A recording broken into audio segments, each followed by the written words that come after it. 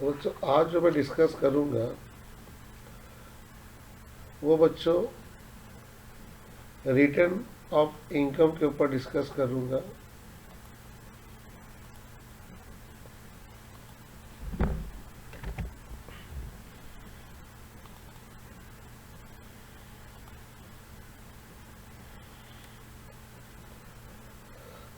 बच्चों return of income में सबसे पहला जो टॉपिक है वो है filing of return of losses. तो यह क्वेश्चन उठता है, क्या सीसी का अगर लॉस हो तो क्या उसे रिटर्न फाइल जमा करना चाहिए? बच्चों तो आंसर होगा ये ऑप्शनल है। अगर उनका लॉस है तो वो रिटर्न फाइल जमा भी कर सकते हैं और रिटर्न फाइल जमा नहीं भी कर सकते हैं। अगर वो रिटर्न फाइल जमा नहीं करेंगे तो उसके कुछ रिजल्ट हैं। वो रिजल्ट ये है कि वो लॉस को सेटअप और क्रेडिट फॉरवर्ड नहीं कर सकते हैं। यानी कि अगर कोई एसईसी का लॉस है तो उसे रिटर्न फाइल लॉस का भी सबमिट करना चाहिए। अगर वो लॉस का रिटर्न फाइल सबमिट करते हैं तो उनके पास पावर आ जाएगा लॉस को सेटअप करने का और क्रेडिट फॉरवर्ड करने का। अगर वो रिटर्न फाइल जमा नहीं करते हैं तो वो लॉस को सेटअप और क्रेडिट फॉरवर्ड नहीं कर सकते हैं।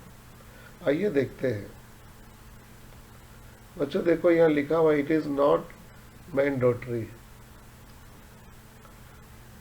अब इसको ध्यान दीजिए, ये जरूरी नहीं है।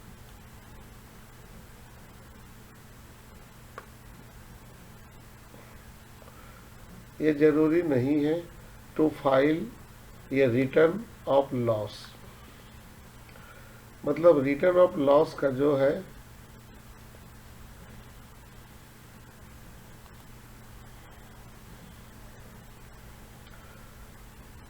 बच्चों ये जरूरी नहीं है कि वो फाइल करे रिटर्न ऑफ लॉस का। ये जो लॉस है इसका वो रिटर्न फाइल करे, इसका जरूरी नहीं है। If CC file the income tax return for loss. अब यहाँ पढ़ी ध्यान से देखो, अगर वो लॉस का रिटर्न फाइल कर दे तो ही कैन कैरी फॉरवर्ड, वो क्रेडिट फॉरवर्ड कर सकता है following losses for set off. और वो लॉस है बच्चों loss from business, loss from house property, loss under the head capital gain,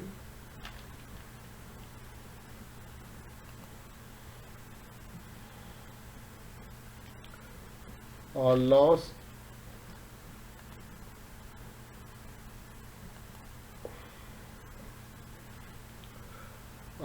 from activity of owning and maintenance house rest.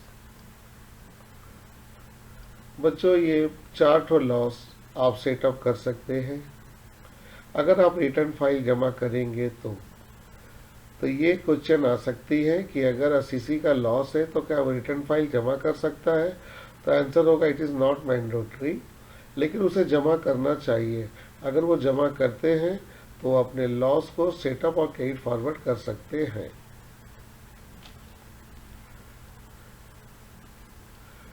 इसके बाद है बच्चों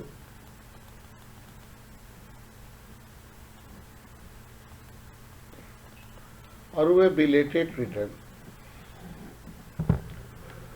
बच्चों जैसा कि आपको नाम से पता चल रहा है, बिलेटेड रिटर्न यानी कि आप रिटर्न फाइल जमा नहीं कर पा रहे ड्यू डेट में। तो रिटर्न फाइल का जो ड्यू डेट है अगर उसमें सीसी अपना फाइल जमा नहीं कर पाए तो उसे हम लोग कहते हैं बिलेटेड रिटर्न। इनकी सेक्शन है बेटो 139 सब सेक्शन 4। अब आते हैं थोड़ा मीनिंग में देखने। इफ द सीसी फेल ध्यान से देखिए, assessee fail to submit the return of income within the time allowed under section 139। बेटा इसी में ड्यू डेट को बारे में बताया गया है। इस सेक्शन में ड्यू डेट में बताया गया हर एक कंपनी का, असीसी का, इंडिविजुअल का, फर्म का, कि उसे रिटर्न फाइल कब जमा करना है। तो यहाँ जो लैंग्वेज दिया उसको ध्यान से देखो कि assessee fail to submit the return of income, वो रिटर्न ऑफ इनकम सबमिट नहीं कर पाया within the time allowed, जो समय दिया गया था। किसके अंदर दिया गया था बच्चों? Section 139 sub section 1। इस सेक्शन में जो समय दिया गया था उस समय के अंदर असीसी फेल हो गया, फाइल जमा नहीं कर पाया, उसे ही हम कहेंगे बच्चों belated return. Belated return can be submitted in the following वे। ध्यान रखना, अगर आप रिटर्न फाइल जमा नहीं कर पाए तो उसे आप जमा कर सकते हो। उसे जमा करने के लिए आपके पास दो ऑप्शन है। अगर आप रिटर्न फाइल जमा नहीं कर पाए तो उसे जमा करने के लिए आपके पास दो ऑप्शन है बच्चों। ध्यान से देखिएगा बच्चों। पहला ऑप्शन है furnish the belated return. Furnish मतलब आप जमा कर सकते हो belated return for any previous year. किसी भी प्रीवियस ईयर का आप रिटर्न फाइल जमा कर सकते हो एट एनी टाइम्स, किसी भी समय जमा कर सकते हो। लेकिन ध्यान रहे before 31 December of the relevant assessment year, जो आपका असेसमेंट ईयर चल रहा है उस असेसमेंट ईयर के ठीक दिसंबर से पहले तक आप जमा कर सकते हो। यानी कि आप बिलेटेड रिटर्न फर्निश कर सकते हो, आप जमा कर सकते हो किसी भी प्रीवियस ईयर का एट एनी टाइम्स। लेकिन बच्चों before 31 December of relevant assessment year. Relevant assessment year मतलब अपना करंट असेसमेंट ईयर के 31 दिसंबर से पहले तक, और before completion of assessment. Assessment completion होने से पहले, अगर आपका असेसमेंट कंप्लीट नहीं हुआ तो उससे पहले। इन दोनों में जो सबसे पहले होगा, विच एवर इज अर्लियर, वही आपका माना जाएगा बिलेटेड रिटर्न सबमिट हो गया। वही माना जाएगा कि बिलेटेड रिटर्न क्या हो गया, सबमिट हो गया।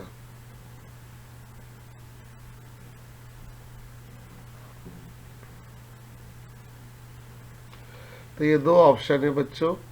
पहला ऑप्शन है कि आप रिटर्न फाइल बिलेटेड किसी भी समय किसी भी प्रीवियस ईयर का जमा कर सकते हैं 31 दिसंबर के पहले, या बिफोर कंप्लीशन ऑफ असेसमेंट, अगर आपका असेसमेंट इनकम टैक्स डिपार्ट नहीं किया है तो उसके पहले। इन दोनों में से विच एवर इज अर्लियर, यानी कि अगर इनकम टैक्स भी एक असेसमेंट कर चुका है और आप रिटर्न फाइल जमा कर रहे, जो सबसे पहले होगा वही माना जाएगा बिलेटेड रिटर्न का डेट, यानी कि वही डेट माना जाएगा आपका फाइल जमा हो चुका है।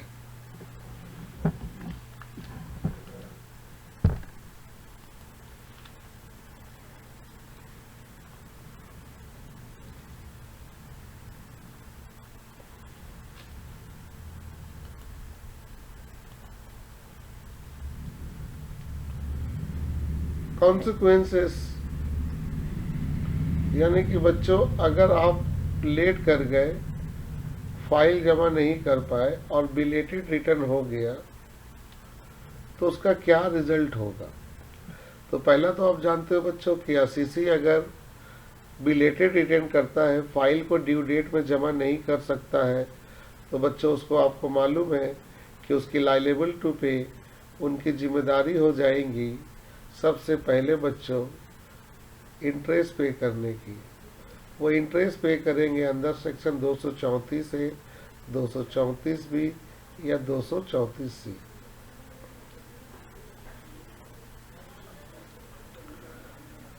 तो उनका इंटरेस्ट लग जाएगा बच्चों।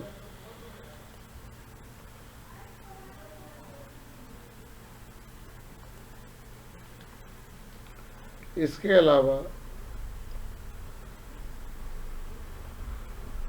अलावा उन्हें पेनाल्टी लग सकता है 234 है 5000।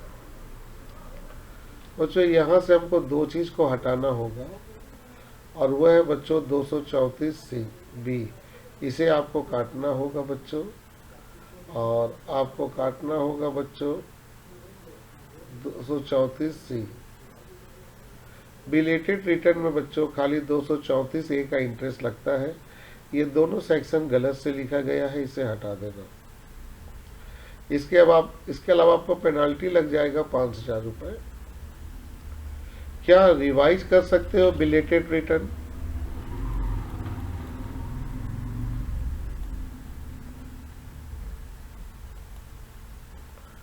क्या बिलेटेड रिटर्न को रिवाइज किया जा सकता है? तो देखते हैं। Belated return can be revise if any omission और any wrong statement is discover. यानी कि बिलेटेड रिटर्न को रिवाइज भी किया जा सकता है अगर एनी ओमिशन, अगर कोई ओमिशन हो गया हो, कुछ बातें हैं जो लिखनी थी या फॉर्म में फिलअप करना था वो छूट गया है, या कोई रॉन्ग स्टेटमेंट आपने जमा कर दिया है और ये डिस्कवर हुआ, आपको पता चला या आईटी डिपार्टमेंट को पता चला, तो आप बिलेटेड रिटर्न को रिवाइज कर सकते हैं। इसके बाद है बच्चों हम लोग के सामने, और वो है डिफेक्टिव रिटर्न्स। डिफेक्टिव रिटर्न का सेक्शन 139 और सब सेक्शन 9। बच्चों return consider as a defective, यानी कि आपने जो रिटर्न फाइल जमा किया है उसे डिफेक्टिव समझा जा सकता है। और ये डिफेक्टिव समझेगा कौन? Assessing officer. If the assessing officer, ध्यान देना इस लाइन को, अगर आप असेसिंग ऑफिसर को कंसीडर, अगर असेसिंग ऑफिसर को ऐसा लगता है the return of income furnished by the assessee ने जो जमा किया है रिटर्न फाइल अगर डिफेक्टिव है तो उसे डिफेक्टिव रिटर्न हम लोग कह सकते हैं। तब उसे हम लोग डिफेक्टिव रिटर्न कह सकते हैं। असेसिंग ऑफिसर को लगना चाहिए। मगर आपने रिटर्न फाइल जमा किया और असेसिंग ऑफिसर को ऐसा लगा कि आपके रिटर्न फाइल में कुछ डिफेक्टिव है, तो वो रिटर्न फाइल को हम लोग डिफेक्टिव रिटर्न कह सकते हैं। अब क्वेश्चन उठता है कि आपका फाइल डिफेक्टिव कब कब होगा बच्चों? उसकी रीजन क्या है? उसकी रीजन है आपकी गलती। वो गलती क्या हो सकती है बच्चों? पहला गलती है all the item in income tax return file is not filled up in a manner. मतलब जो आपको इनकम टैक्स रिटर्न फाइल में जो दिया गया है कॉलम, उसको आपने सही से फिलअप नहीं किया। इन अ मैनर, सही तरीके से आपने नहीं किया।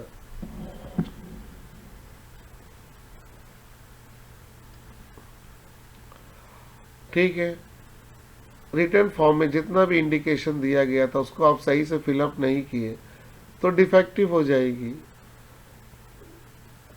दूसरा नंबर बच्चों, आपके सामने रॉ और फॉर्म में कॉलम भी होगा।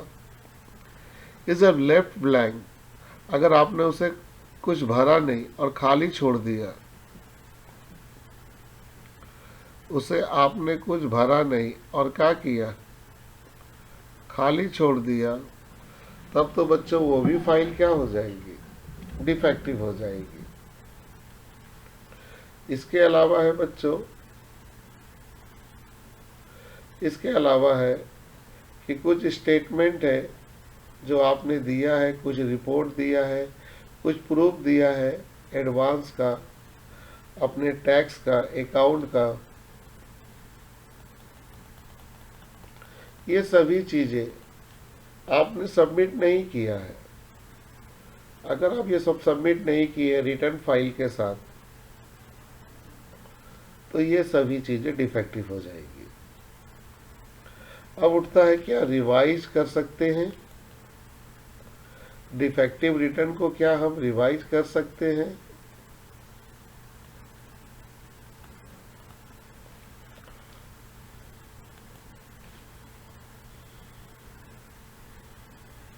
रिवाइज कर सकते हैं, यस, इफ असेसिंग ऑफिसर में इंटीमेटेड, अगर असेसिंग ऑफिसर आपको इंफॉर्मेशन देता है, ये वर्ड को मैंने गोल कर दिया, अगर असेसिंग ऑफिसर आपको इंटीमेट कर रहा, खबर कर रहा, the defect to the assessee, आपके रिटर्न फाइल में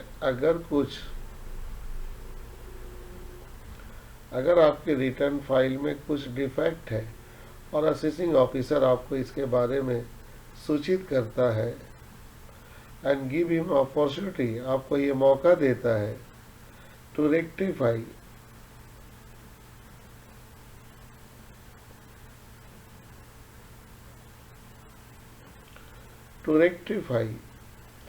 the defect within 15 days, very importance, 15 दिन के अंदर आप उसको ठीक कर सकते हो। और एक्सटेंडेड, या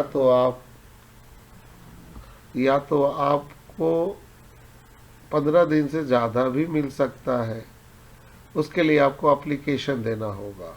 अगर वो एप्लीकेशन एक्सेप्ट हो गया तो फिर असेसिंग ऑफिसर आपकी रिवाइज करने का डेट को बढ़ा देगा, 15 से ज़्यादा कर सकता है, तो आप फिर उस दिन के अंदर जमा कीजिए। तो असेसिंग ऑफिसर अगर आपको इंटीमेट कर रहा, इंफॉर्मेशन कर रहा, इन्फॉर्म कर रहा, नोटिस कर रहा कि आपकी रिटर्न फाइल में डिफेक्ट है, तो आपको एक अपॉर्चुनिटी मिलती है कि आप अपनी डिफेक्ट फाइल को रेक्टिफाई कर लीजिए। कितना दिन के अंदर? तो सर 15 दिन के अंदर। इस 15 दिन के अंदर अगर आप रेक्टिफाई कर लेते हैं तो आपकी रिटर्न फाइल अच्छी हो जाएगी।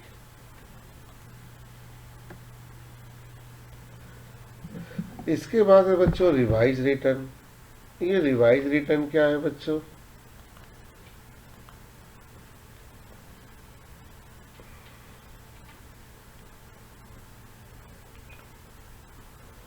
रिवाइज रिटर्न का सेक्शन जो है बच्चों 139 सब सेक्शन 5 है। रिवाइज रिटर्न का मतलब है कि आप अपने रिटर्न को दोबारा रिवाइज कर सकते हो। If an SEC has furnished a return under section 139, याद रखना, अगर कोई SEC अपना रिटर्न फाइल जमा कर रहा है सेक्शन 139 सब सेक्शन 1, ये क्या है बच्चों? ये है अगर आप रिटर्न फाइल जमा किए तो ये आपका पहला सेक्शन हुआ, लेकिन अगर आप रिटर्न फाइल जमा करने में डिले कर गए तो असेसिंग ऑफिसर आपको एक तो नोटिस देता है, और जब आपको नोटिस मिल जाता है तो आप तब रिटर्न फाइल जमा करते हैं, तो ये उसका सेक्शन है। तो अगर कोई एसईसी अपना रिटर्न फाइल जमा कर रहा है सेक्शन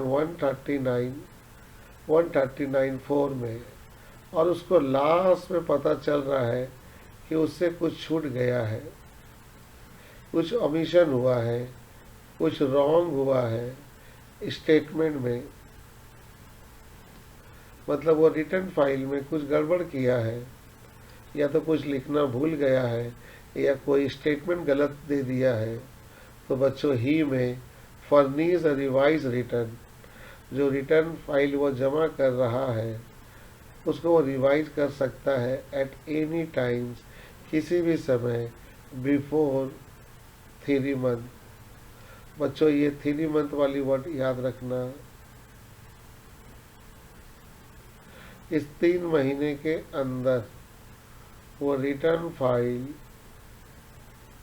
इस 3 महीने के अंदर वो रिटर्न फाइल को कभी भी रिवाइज कर सकता है prior to the end of the relevant.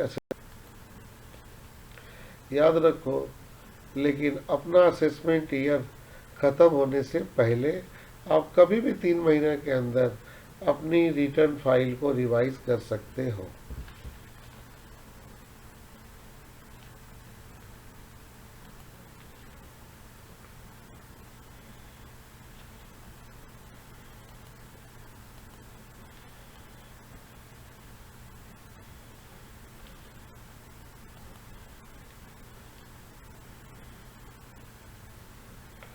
Base judgement assessment. बेटा, बेस जजमेंट असेसमेंट का मतलब है कि आप रिटर्न फाइल ड्यू डेट में जमा नहीं किए तो असेसिंग ऑफिसर क्या कर सकता है बेटा, वो खुद आपका टैक्स का कैलकुलेशन कर सकता है, वो खुद आपका टैक्स निकाल सकता है अपने जजमेंट के हिसाब से। उसे कहते हैं बेस जजमेंट असेसमेंट। ये बहुत इंपॉर्टेंट से ये आ सकता है। देखिए, हम इसमें लिखे the assessing officer shall make the assessment. यहाँ इसका मीनिंग है कि जो हमारे असेसिंग ऑफिसर है बच्चों, ये असेसमेंट कर सकते हैं, आपका टैक्स निकाल सकते हैं। ये निकाल सकते हैं आपका टैक्स टोटल इनकम पे, ये आपका टोटल इनकम या लॉस हो उसके ऊपर ये टैक्स निकाल सकते हैं टू द बेस जजमेंट। मतलब उनको जो अच्छा लग रहा है कि यही आपके लिए अच्छा है,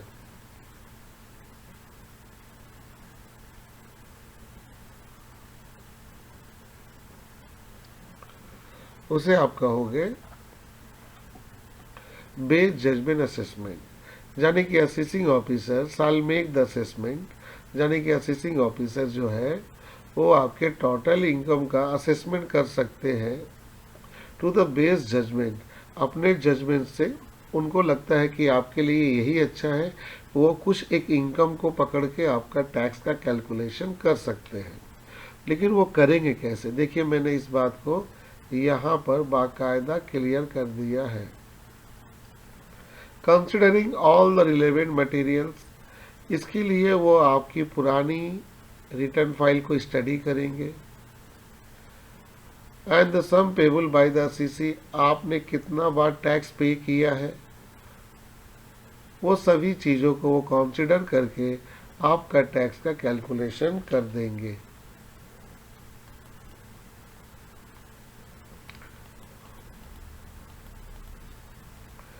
अब यहाँ आता है बेटा, ये ऐसा होता कब है? Cases where the best judgement assessment is applicable. कब कब assessing officer best judgement assessment कर सकते हैं? तो पहला केस है 1, when the assessee fail to make the return file. जब असेसी बेचारे फेल हो जाते हैं,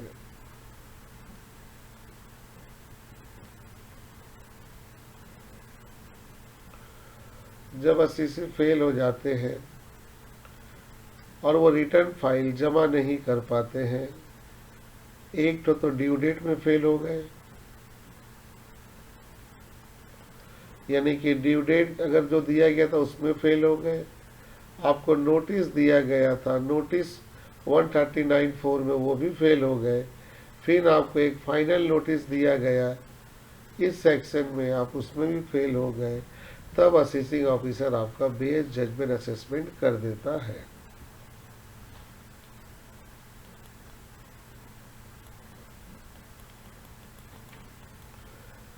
सेकेंड केस है बच्चों, वेयर द असेसी फेल। जब असेसी फेल हो जाता है टू कंपाई, पूरा करने में all the term of notice.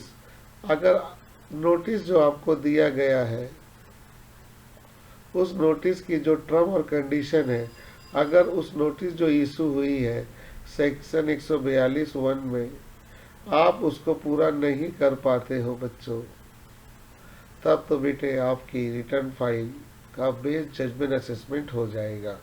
यानी कि इनकम टैक्स ऑफिसर अपने दिमाग से टैक्स का कैलकुलेशन कर देंगे। और तीसरा नंबर जो केस है बच्चों, और वो है जहाँ पे assessee officer is not satisfy, जहाँ पे असेसिंग ऑफिसर सेटिस्फाई नहीं है अबाउट द करेक्टनेस या completeness of the account of the CC. आपके अकाउंट जो जमा किए हो उसकी करेक्टनेस से वो सेटिस्फाई नहीं है बच्चों, या वो कम्प्लीटनेस आपने जो पूरा किया है अकाउंट के जो मेथड है उससे वो अगर आपकी सेटिस्फाई नहीं है, वो बेस्ड जजमेंट असेसमेंट कर सकते हैं। ये राइट उनको दिया गया है। तो बच्चों इसको अच्छे से देख लीजिए और ये आ सकती है।